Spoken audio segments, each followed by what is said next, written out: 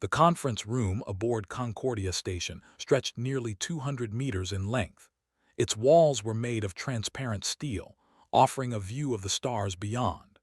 Ambassador Young sat at the human delegation's table, her face calm despite the insults being thrown at her species. She had been listening to the Alien Council members speak for almost 6 hours now. Each one took their turn explaining why humanity needed to accept their terms. Of the Empire stood at the central podium. Her insect-like body clicked and buzzed as she spoke through the translation device. Humanity has expanded too quickly, she said, her multiple eyes gleaming with what Young recognized as contempt. In just 150 years, you have claimed 42 star systems. This is unacceptable. The Galactic Council has rules. You must follow them like everyone else. Young said nothing. She simply made notes on her data pad while they continued. Your species is dangerous, went on. You fight among yourselves. You polluted your own world before reaching the stars. You refuse to share your technology with other species. You do not respect the traditions that have kept peace in this galaxy for 10,000 years.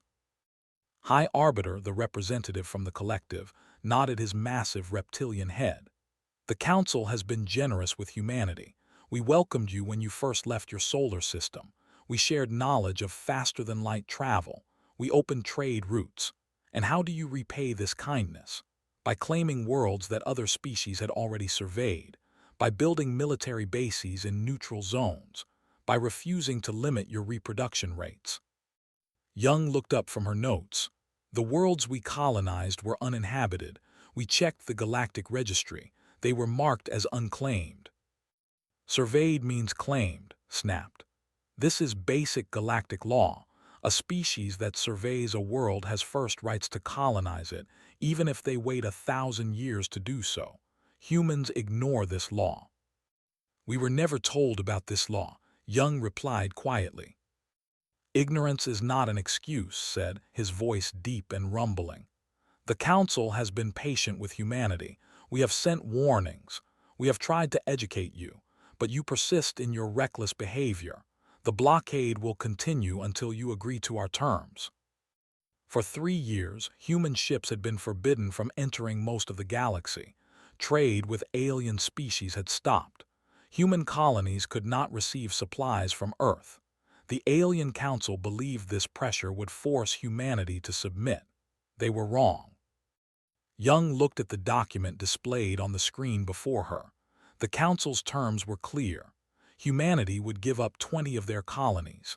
They would accept alien observers in their government. They would limit their population growth. They would share all their technology. They would become a protectorate, essentially a child species under the Council's control. She read through the terms again, taking her time. The alien delegates waited, expecting her to ask for modifications, to negotiate, to beg for better conditions. Instead, Young reached into her jacket pocket and pulled out a small device. She placed it on the table and pressed a button. A holographic screen appeared, showing an encrypted message from Earth. Young read it silently. Her expression did not change. She read it a second time, then disabled the device and placed it back in her pocket. She gathered her papers slowly, organizing them into neat stacks. Leaned forward. Do you have questions about the terms, Ambassador? We are prepared to explain any points that confuse you. Young stood up. Her 5 assistants, sensing something significant was happening, also rose from their chairs. The ambassador looked directly then at each of the other Alien Council members present. I have no questions, Young said calmly. The terms are very clear. Humanity rejects them completely. Silence filled the enormous room. Several alien delegates made sounds of confusion or surprise in their native languages. You reject them, repeated, her translator barely keeping up with the rapid clicks of her speech. Perhaps you misunderstand. These are not suggestions. These are requirements. The blockade will not end until you agree. Then the blockade will not end, Young said. Furthermore, effective immediately, humanity withdraws from the Galactic Council. We will no longer participate in any council activities. We will no longer recognize council authority over human space.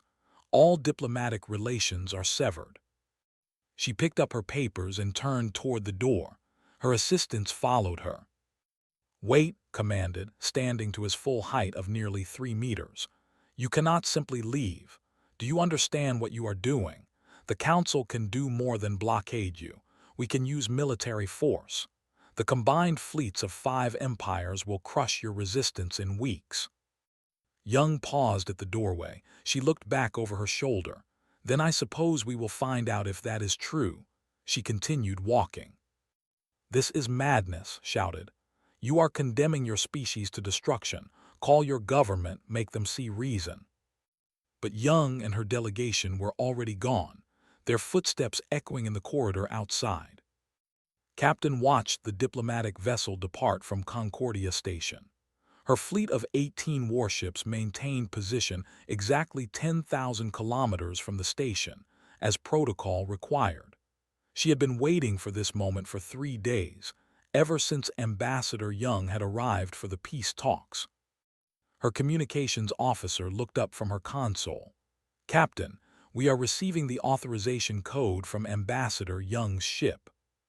"Confirm it," ordered. "Code confirmed. It matches the expected sequence. Operation Phase 1 is authorized." Took a deep breath. This was it, the point of no return. Send the message to all human ships in Council space. Execute Phase 1 immediately. All vessels are to jump to the rally points. No delays, no exceptions. Across hundreds of star systems, human ships received the same order. Cargo vessels that had been waiting at the edges of alien space entered their jump coordinates and vanished. Science stations sent their data back to Earth and evacuated their crews. Trading posts closed down and launched toward human territory. Diplomatic missions packed their belongings and left. Within 3 hours, there was not a single human presence remaining in any star system controlled by the Galactic Council. Humanity had gone completely silent. The aliens tried to make contact, sending messages to the departed ships, but received no response. Every communication channel humanity had maintained was now inactive. On Concordia Station called an emergency meeting. "What just happened?" she demanded. "Where did they go?" "All human vessels have withdrawn to their own territory," an intelligence officer reported. "They are not responding to any attempts at communication." "Are they preparing to attack?" another asked nervously. "We see no signs of military buildup," the officer replied. "They just left." High Arbiter stared at the star maps, watching the last confirmed positions of human ships blink and disappear as they jumped away. "I do not understand," he said slowly. "They must know they cannot win a war against us. Why would they choose this path?" His mandibles clicked in what might have been laughter or anger. "They are bluffing. Humans are known for their pride. They will come back within a week, begging for negotiations. We simply need to be patient." But as days passed, humanity remained silent. And in the darkness of their own territory, they were preparing something that would change the galaxy forever. 2 weeks had passed since humanity walked away from the peace talks. The Galactic Council chamber was filled with confused and increasingly worried delegates. Stood before the assembly, her compound eyes scanning the crowd of various alien species. "We still have no contact with any human representative," she announced. "All their diplomatic channels are closed. Their ships have disappeared from every tracking system. They are completely silent." "This is what we wanted, is it not?" asked a delegate from the Dominion, her blue skin flickering with bioluminescent patterns. "We wanted them isolated. They are isolated." High Arbiter shook his massive head. "This silence is different. They are not simply avoiding us. They have vanished. Our intelligence networks report strange activity in human space, but nothing we can properly identify." A holographic display appeared in the center of the chamber, showing a star map of known space. Several dozen star systems marked in red indicated human territory. Around these systems, question marks and incomplete data scrolled across the screen. "What are we seeing here?" demanded of the intelligence officer presenting the information. "We are detecting massive energy signatures in human space, construction on a scale we have never observed before. Entire asteroid fields are being moved. We register power outputs that suggest hundreds of new facilities coming online, but we cannot determine what they are building." "Military installations?" someone asked. "Unknown. Our scout ships cannot get close enough to confirm. 3 of our reconnaissance vessels have disappeared in the past week. Not destroyed, just gone. We lost all communication with them as they approached the border of human space." A murmur of concern spread through the chamber, raised one of her front legs for silence. "What about their colonies? Are they evacuating?" "Yes, all human civilian populations on frontier worlds are being relocated to interior systems. Massive transport operations are. They are moving millions of people." "They are afraid," said with satisfaction. "They know we will attack, so they are hiding their civilians. This confirms they cannot defend themselves." But was not convinced. "Or they are preparing for war and removing their vulnerable populations from danger. These are not the actions of a species preparing to surrender. These are the actions of a species preparing for total war." "Against 5 empires," scoffed. "They have perhaps 3,000 warships.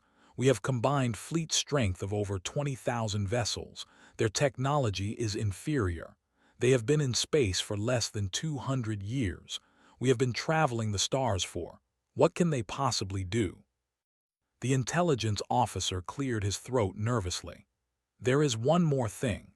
We have analyzed historical records, searching for other instances of young species being pressured by older civilizations." And prompted. "We found 17 cases over the past 5,000 years where a young species was blockaded or threatened by more powerful neighbors. In 14 of those cases, the young species submitted and accepted protectorate status. In 3 cases, the young species refused and chose to fight." "What happened to those 3? "They were destroyed, as expected. But in all 3 cases, they inflicted casualties far beyond predictions. One of them managed to destroy a third of the attacking fleet before being defeated. The other 2 fought for decades before finally being conquered." "There," said triumphantly, "they lost, as humanity will lose." "Perhaps," the officer continued cautiously, "but there is an older set of records from over 10,000 years ago. We found references to a species called the. They were young and aggressive, much like humans. They were given an ultimatum by a coalition of 6 elder species. They refused. They went silent, just as humans have done now." The chamber was completely quiet now. "What happened?" asked. "The elder coalition attacked. Within 6 months, all 6 species had collapsed. Their governments fell. Their economies were destroyed. They did not conquer them, they simply broke them. The records are unclear about how. They disappeared from history after that. We do not know if they still exist." "This is ancient mythology," snapped, "not relevant to our current situation." But many of the delegates looked uncertain. The story had unsettled them. The meeting ended without any clear decision about how to proceed with humanity. Far from the council chambers, in a hidden facility deep within human territory, Admiral 1 reviewed status reports from across all human military installations. He stood in the command center of a massive space station that had not existed 3 months ago. Around him, hundreds of officers worked at their stations, coordinating the largest military mobilization in human history. "Admiral, the final shipments from the frontier colonies have arrived," reported his executive officer. "All civilians are now secured in the interior systems." "Good. What is the status of the new platforms?" "All defensive platforms are operational. We now have complete coverage of every approach to our territory. The weapon systems are online and tested. Everything is functioning exactly as Doctor predicted. One nodded. Doctor had been working on these weapons for 3 years, ever since the blockade began. The scientist had taken humanity's anger and frustration and turned it into cold, calculated destructive power. "Any sign that the Council knows what we have built?" one asked. "No, sir. Their scout ships keep disappearing before they can report back. We are not destroying them as you ordered. We are simply capturing them and holding the crews. They will be returned after this is over." "If there is an after," one said quietly. "Sir, if I may ask, do you think they will actually attack us?" The Admiral looked at the star map displayed on the main screen. Red markers showed human territory. Blue markers showed the 5 alien empires that made up the Council coalition. The blues vastly outnumbered the reds. "Yes," one said, "they will attack. Their pride will not allow them to accept that we simply walked away. They need to punish us to make an example of us. They think we are weak because we are young. They think we are foolish because we refuse their terms. They will come. And when they do, they will learn something about humanity that they should have understood before threatening us. We do not bluff. We do not make empty gestures. When we walk away from the table, it means we have already decided we are willing to pay the price of refusal. And we have spent 3 years preparing to make that price as high as possible for anyone who tries to collect it." Governor Jin stood on the observation deck of Transport Station Gamma, watching the latest group of civilian ships arrive from the frontier worlds. Men, women, and children who had built lives on distant planets were now being relocated to safer areas. They had left behind homes, farms, and businesses. Many were angry. Some were afraid. But they had followed the evacuation orders without resistance because they understood what was at stake. A young woman approached the governor. Her name badge identified her as a coordinator from the settlement on Harvest World. "Governor, my people are asking when they can return home. Some of them have crops in the ground, livestock that need care. How long will this evacuation last?" Jin turned to face her. "I cannot give you an exact timeline, but I can tell you that your people did the right thing by leaving when they did. What is coming will be terrible, but it will also be final. After this, no one will ever threaten humanity like this again." "You sound very certain." "I am certain, not because I believe we are superior to the aliens who are blockading us, but because I know what we are willing to do to protect our freedom. They see us as children who need to be controlled. They will learn that we stopped being children the moment we left Earth and faced the universe on our own terms." The coordinator nodded slowly. "My husband was a soldier before we moved to Harvest World. He says the same thing. He says we are ready for whatever comes." "We are more than ready," Jin replied. "We have been preparing for this moment since the day the Council first told us we needed their permission to exist." Across human space, the preparations continued. Weapons platforms came online. Fleets assembled at hidden coordinates. Soldiers trained for operations that the galaxy had never seen before. And in the deepest facilities, scientists made final adjustments to technologies that would change the balance of power forever. Humanity had gone silent, but they were not hiding. They were not afraid. They were simply waiting for the inevitable moment when the Galactic Council's patience would run out and force would be deployed. And when that moment came, the galaxy would learn that walking away from humanity was always an option. But forcing humanity to walk away was the most dangerous decision anyone could make. Fleet Master of the combined alien armada studied the display showing 3,000 warships assembled in formation. Ships from 5 different empires, representing the most powerful military force the galaxy had seen in centuries. The Empire contributed 800 vessels. The Collective added another 1,000. 3 other species filled out the ranks. All of them had one target: humanity. "All ships report ready status," his tactical officer announced.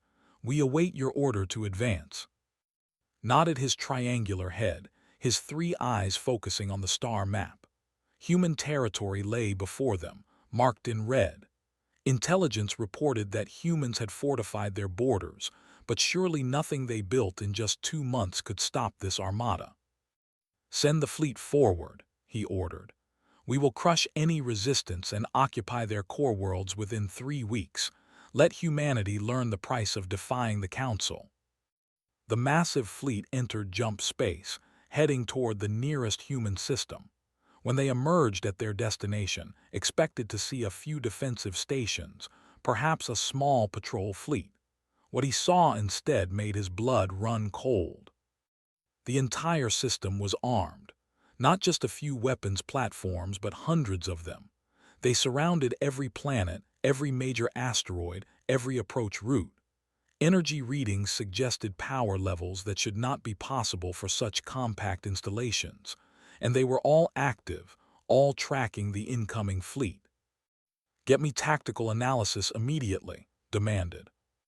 "Sir, those platforms are generating defensive shields at approximately 3 times the strength of our battleship shields.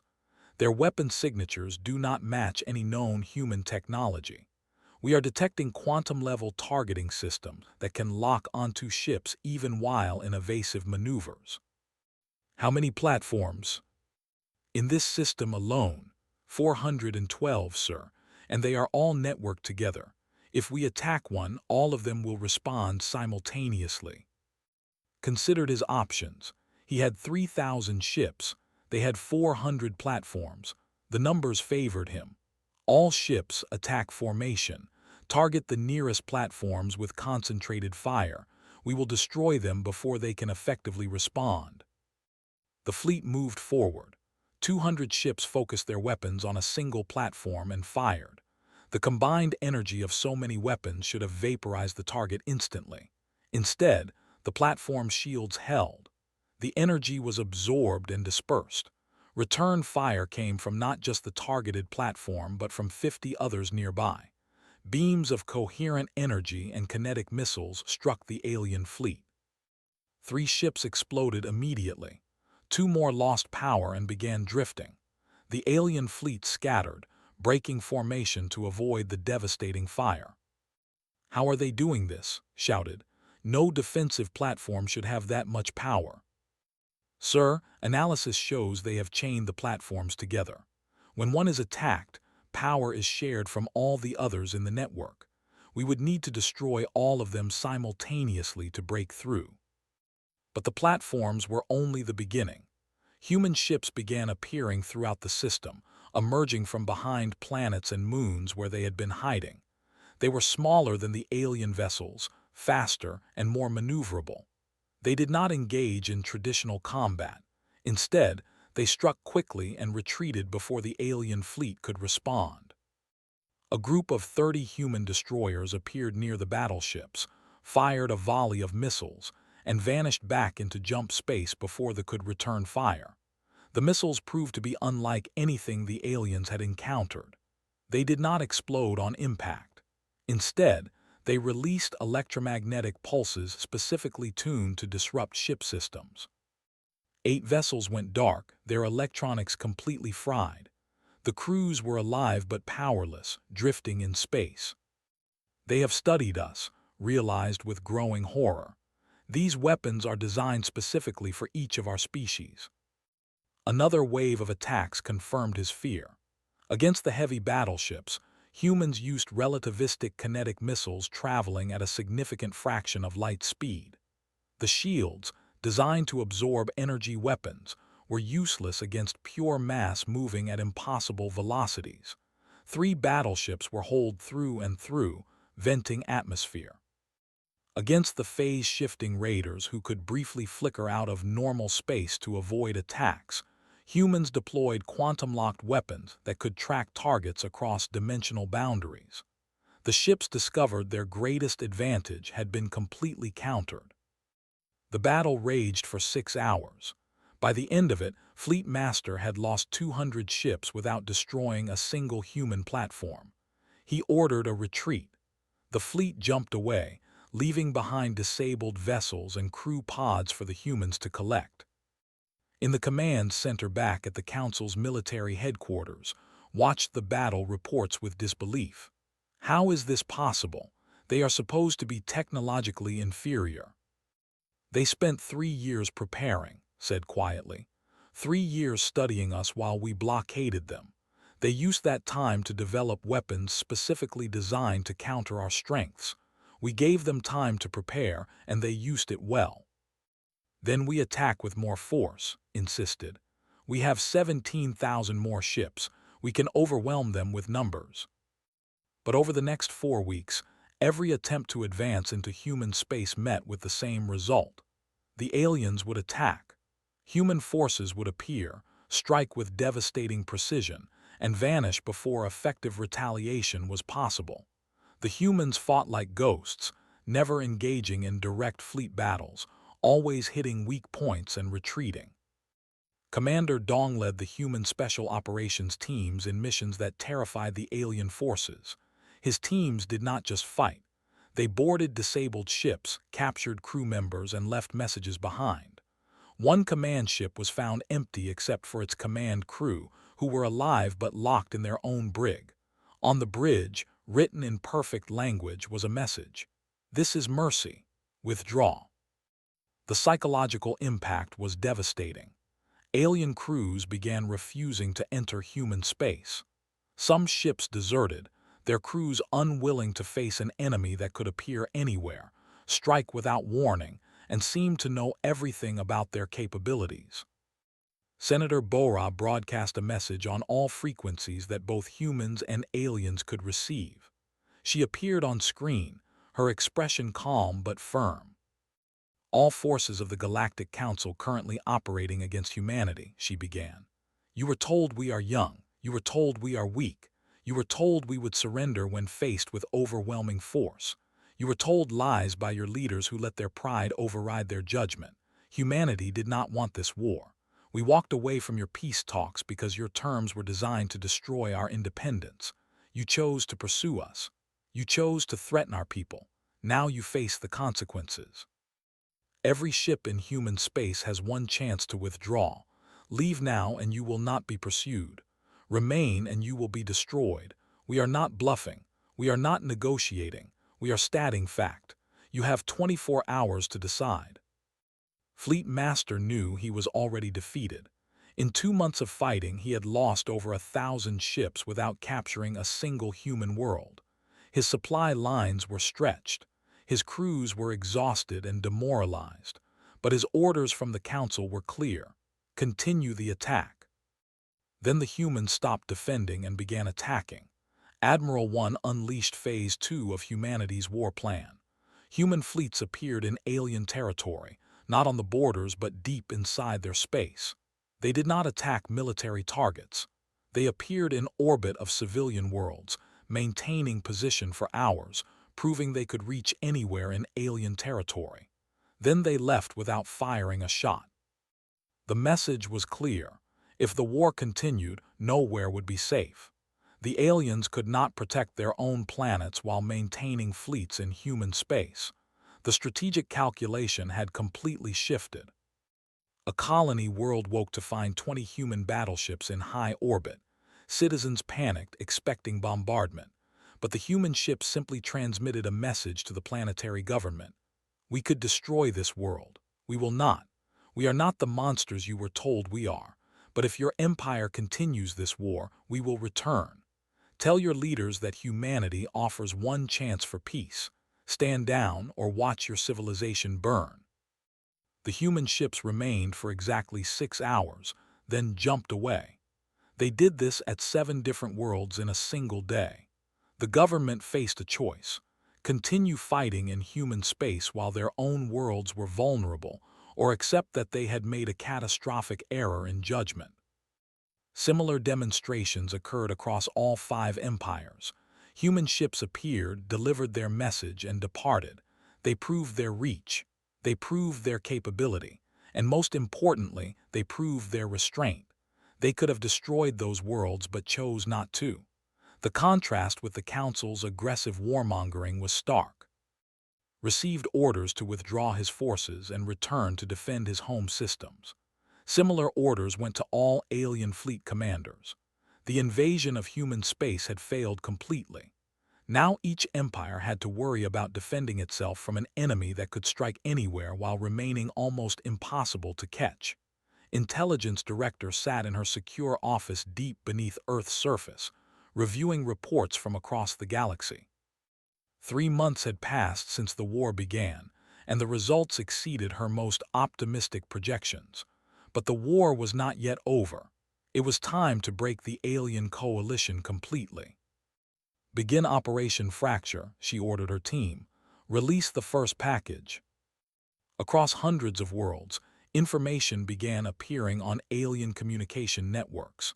Classified documents that showed the truth behind the war.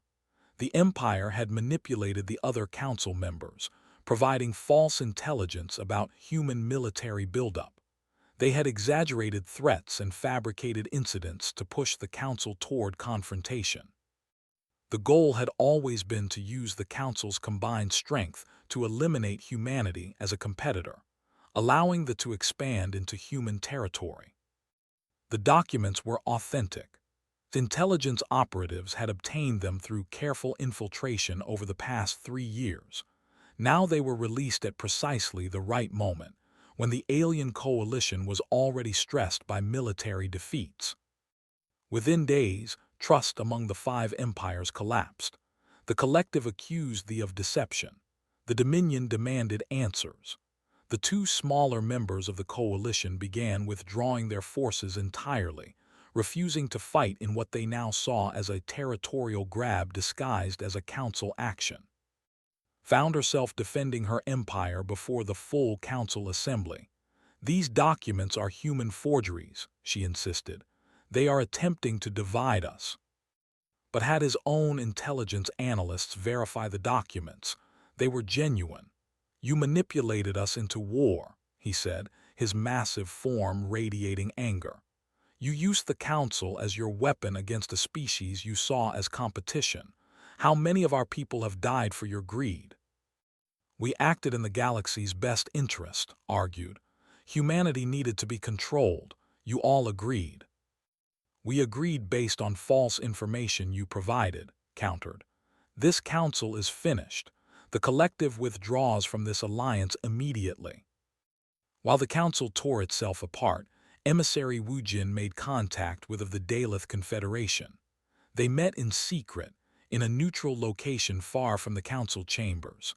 Had always been uncomfortable with the war but lacked the political power to oppose it openly.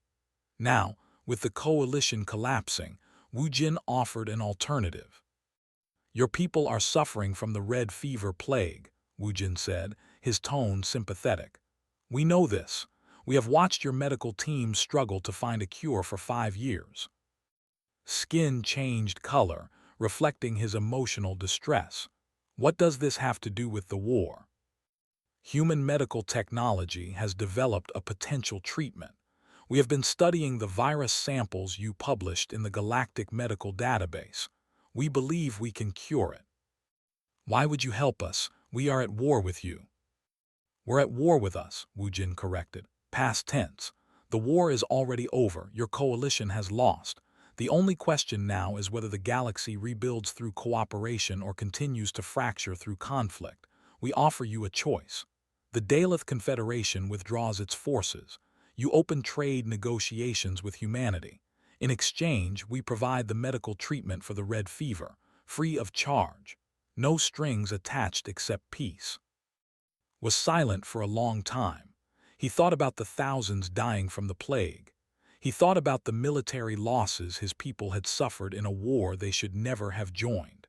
He thought about his own children, 2 of whom showed early symptoms of the fever. "If we withdraw, they will call us traitors," said quietly. "They are finished. Their manipulation has been exposed. Half the council already wants removed from power. Within a month, the government will be dealing with internal revolution.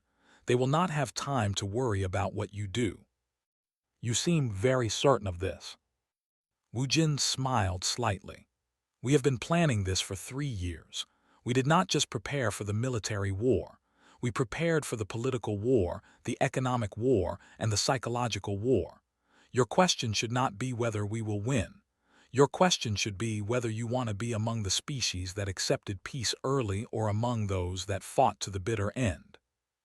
2 days later, the Daleth Confederation announced its withdrawal from the war. They also announced that they had opened negotiations with humanity for medical assistance. The impact on the rest of the galaxy was immediate. 3 more species contacted humanity with similar requests. The Council was not just divided, it was disintegrating. Captain led the human fleet in the final major military operation of the war. Not an attack on alien worlds, but an attack on the Empire's automated factory systems. These massive facilities produced the weapons, ships, and supplies that kept the military operational. They were the industrial heart of the alien war effort. Target the factory worlds, Admiral One had ordered. No casualties if possible. We are not trying to kill citizens. We are trying to end their ability to make war.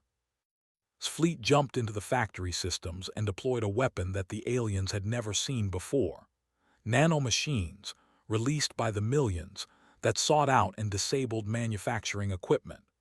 They did not destroy anything permanently.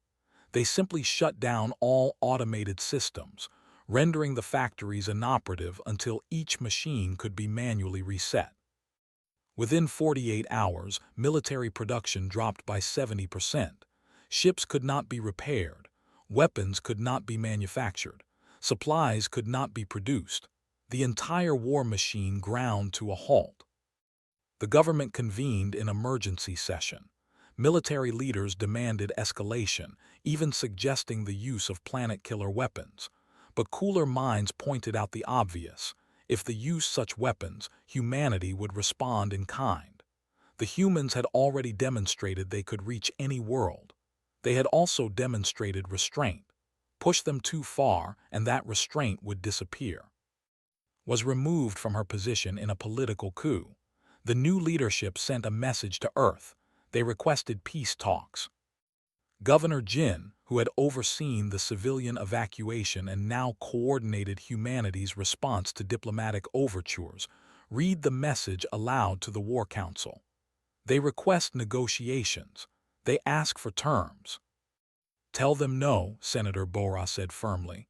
There is nothing to negotiate. They chose war. Now they accept the consequences. Perhaps we should explain what those consequences are, Jin suggested. A message was sent to all 5 alien empires that had participated in the blockade and subsequent war. It was broadcast on all frequencies, public and private, military and civilian.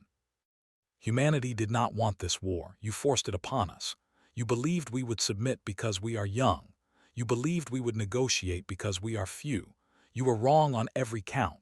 We are not interested in your surrender. We are not interested in occupying your worlds. We are interested in one thing, ensuring that no one ever threatens humanity like this again.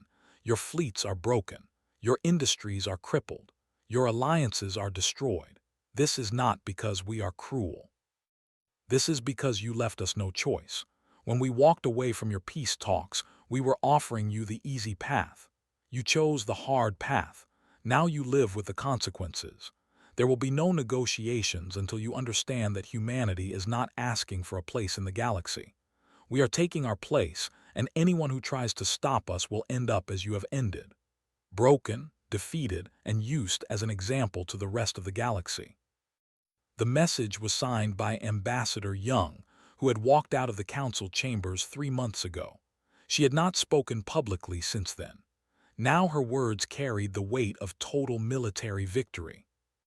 3 of the 5 alien empires immediately began withdrawing all remaining forces from any conflict with humanity. They sued for peace individually, abandoning what was left of the Council coalition. The Empire and the Dominion, too proud to accept immediate defeat, tried to hold out. But their own populations, exhausted by war and frightened by humanity's demonstrated power, began revolting against their governments. On Prime, the capital world of the Empire, citizens filled the streets demanding an end to the war. The military tried to suppress the protests but found their soldiers unwilling to fire on their own people. The government, facing complete collapse, had no choice but to accept reality. The war was over. Humanity had won not through superior numbers or overwhelming force, but through preparation, intelligence, and the willingness to pay any price for their freedom. The galaxy had learned its lesson. When humanity walks away from the negotiation table, pursuing them is the worst mistake anyone can make. 6 months after Ambassador Young walked out of the peace talks, she returned to Concordia Station. But this time, the circumstances were completely different. The massive conference room was filled with representatives from across the galaxy. Some came from the 5 empires that had warred with humanity. Others came from neutral species who had watched the conflict with growing concern. All of them waited nervously for the human delegation to arrive. High Arbiter stood at the entrance, personally greeting the ambassadors as they entered. When Young appeared, he bowed deeply, a gesture of respect that shocked everyone present.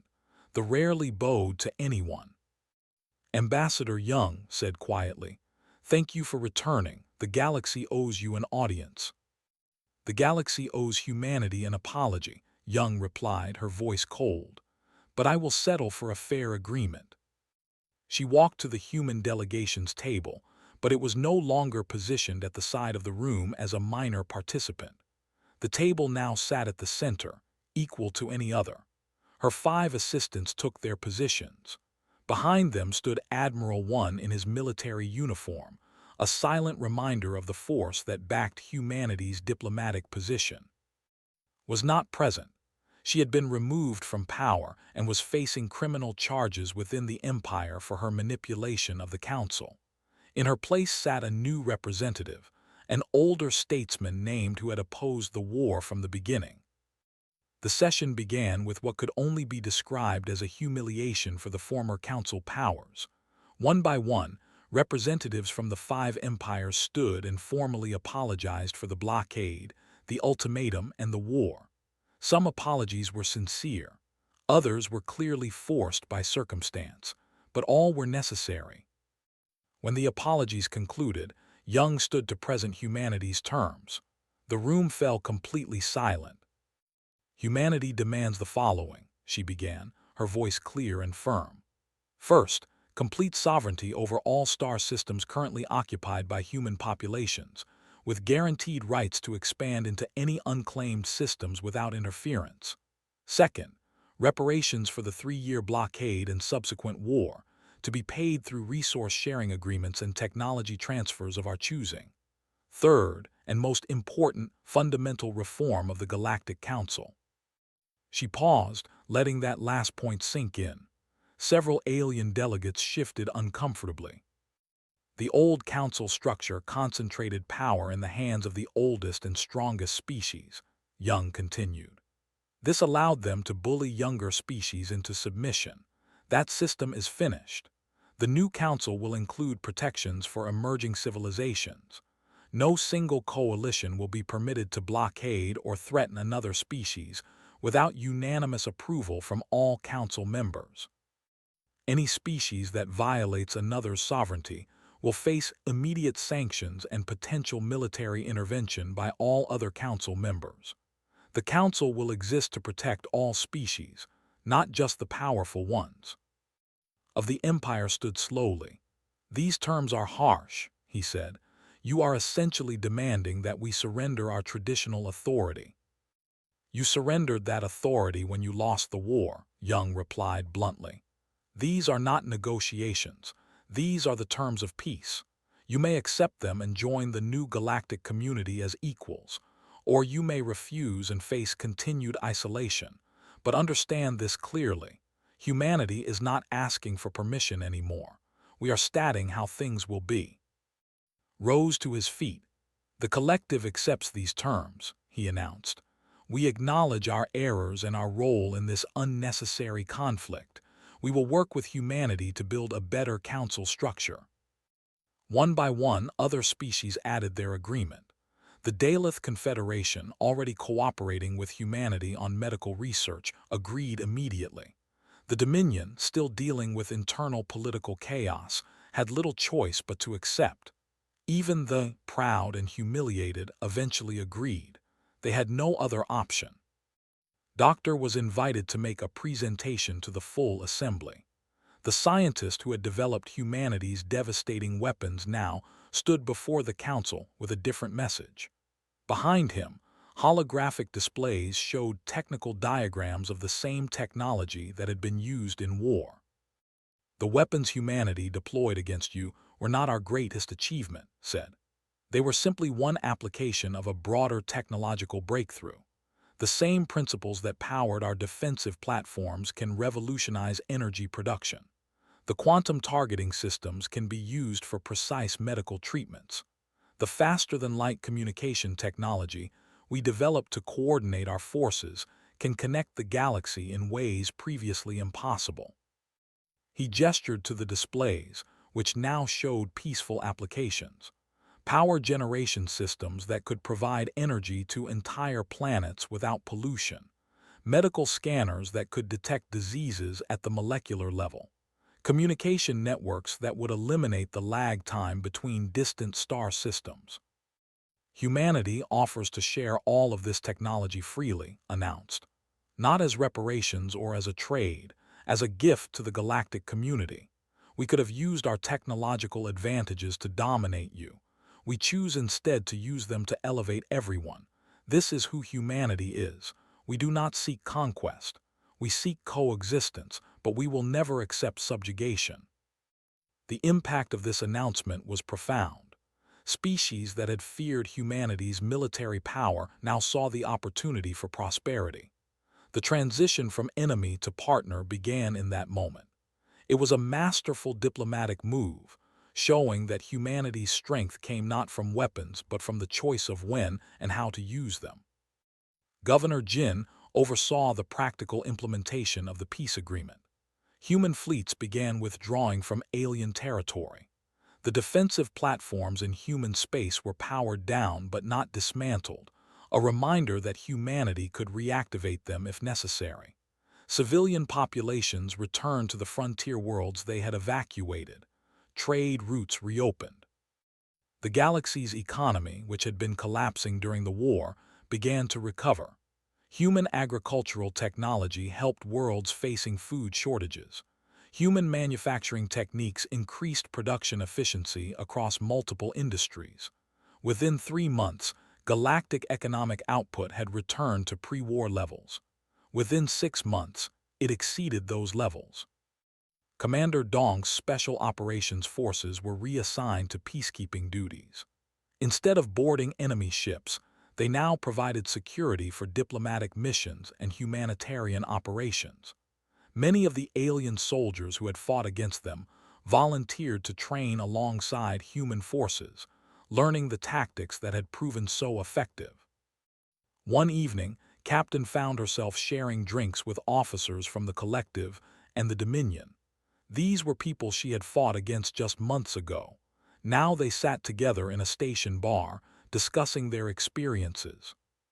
"I must admit," said a commander named L, "we underestimated you completely. We thought youth meant weakness." Sipped her drink. Youth means unpredictability. We had not learned the old ways of doing things, so we developed new ways. You expected us to fight like you fight. We fought like humans fight. "Which is how?" asked the captain. "With absolute commitment. When we walked away from those peace talks, we were not bluffing. We were not posturing. We meant it. Everything that followed was because your leaders did not understand that simple fact. Humans do not make threats we are unwilling to back up. We do not negotiate from weakness. And we never, ever submit to bullying." Elle nodded slowly. A lesson learned at terrible cost, but perhaps a necessary lesson. The galaxy had grown comfortable with the old power structures. Change was needed. "Change is always uncomfortable," agreed. "But it is also inevitable. Species that adapt survive. Species that cling to the past become history." They raised their glasses in a toast to survival, adaptation, and the hope that the galaxy had learned enough from this war to prevent the next one. Ambassador Young participated in one final ceremony before returning to Earth. At Concordia Station, in the central garden where species from across the galaxy had planted vegetation from their home worlds, she placed a small tree from Earth. It was an oak seedling, chosen for its strength and longevity. "This tree will grow here for centuries," she said as cameras recorded the moment. "It will remind everyone who passes that humanity came to the stars not to conquer, but to flourish. We asked only for the freedom to grow in our own way. When that freedom was threatened, we defended it with everything we had. Now that freedom is secured, we offer our branches as shelter to any species that seeks peace." High Arbiter stood beside her, helping to place soil around the tree's roots. "Humanity taught the galaxy a lesson we should have already known," he said. "Power is not measured by age or numbers. It is measured by will. You had the will to walk away from a bad agreement. You had the will to stand alone against overwhelming odds. And most impressively, you had the will to show mercy when victory was achieved.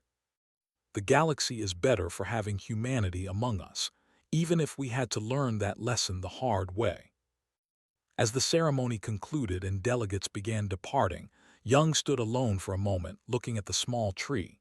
She thought about the past 6 months, about the choices humanity had made and the prices paid. Thousands of human soldiers had died in the war. Tens of thousands of aliens had also perished. The economic cost had been staggering, but the alternative, submitting to the Council's original demands, would have been worse. It would have meant giving up humanity's right to determine its own destiny. She turned and walked away, leaving the tree to grow in peace. Behind her, the galaxy was rebuilding, restructuring itself around new principles that protected the weak instead of empowering the strong. It was not a perfect peace. There would be challenges ahead, conflicts and disagreements that would test the new council's resolve, but it was a foundation upon which something better could be built. The war was over. Humanity had not conquered the galaxy. They had simply claimed their rightful place within it, and every species that had opposed them now understood the fundamental truth. When humanity walks away from the table, they are not running. They are choosing to stand on their own terms, and anyone foolish enough to chase them into that stand will learn, as the Galactic Council learned, that humans do not make idle gestures. They do not bluff. They do not submit. The galaxy had shaken when humanity walked away from peace talks. Now it would reshape itself around the lessons learned from that choice. The age of young species being bullied into submission was over. A new age had begun, where strength was respected but not, where sovereignty was protected, and where walking away from a bad deal was recognized as the beginning of wisdom, not the beginning of war. Unless someone was foolish enough to make it the beginning of war, in which case humanity had proven exactly what would happen next.